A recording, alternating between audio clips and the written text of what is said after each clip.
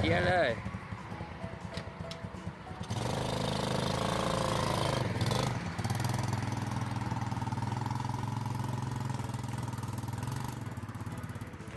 วันนี้ผมต้นข้าวจะมาสอนวิธีการขับ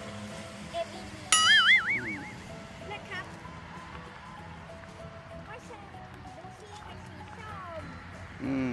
ดอกดำมีสีแดงด้วย ต้นข้าวขับได้ใช่ไหม ใช่ เดี๋ยวดูก่อนนะ อันนี้คือรถ AVT อันนี้ยี่ห้อ อันนี้ก็ซ่อนไว้อยู่ยี่ห้อ Intrend นะครับ เป็นรถ 125 ซีซี 4 จังหวะ ตัวนี้เป็นเกียร์ออโต้นะครับ ก็คือเร่งอย่างเดียว พอใส่เกียร์เดินหน้าแล้วก็เร่งอย่างเดียว เดี๋ยวต้นข้าวจะลองขับให้ดูใช่ไหม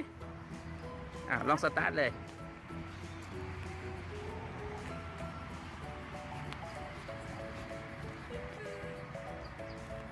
โอเคครับ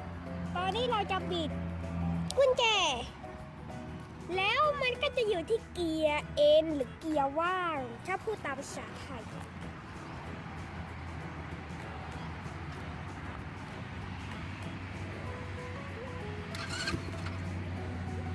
กดค้างไว้ กดเบรกด้วย อืม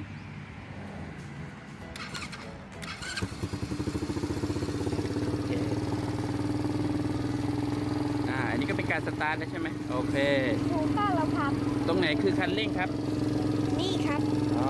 ไหนลองเร่งดูสิ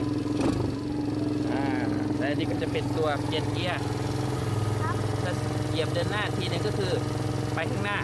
ครับ เหยียบกลับเป็นเกียร์ว่างถ้าเหยียบอีกทีก็เป็นเกียร์ถอยหลังก็คือรถคันนี้มี3เกียร์ไหนลองขับไปดูสิครับ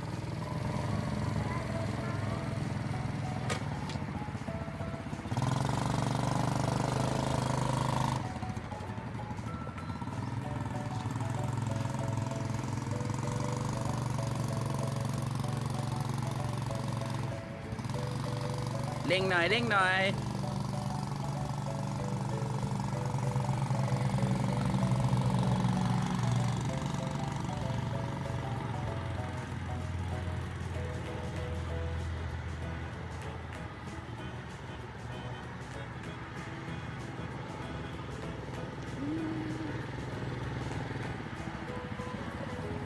ไหนลอง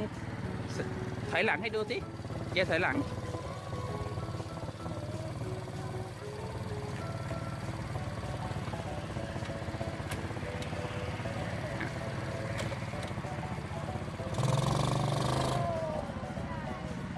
อันนี้ก็จะเป็นเกียร์ถอยหลังนะครับซิ่งไปซิ่งไปตอนเดินหน้าซิ่งอีกสักรอบสิซิ่งโชว์ท่านผู้ชมหน่อยเปลี่ยนเกียร์ก็ถือว่าจากที่ทดลองขับดูนะครับก็แฮนด์มันก็ค่อนข้างจะหนักสำหรับเด็กเหมือนกันนะครับในการบังคับแต่ก็ถือว่าใช้ได้ไม่ยากขับไม่ยากเรียนรู้ไม่ยาก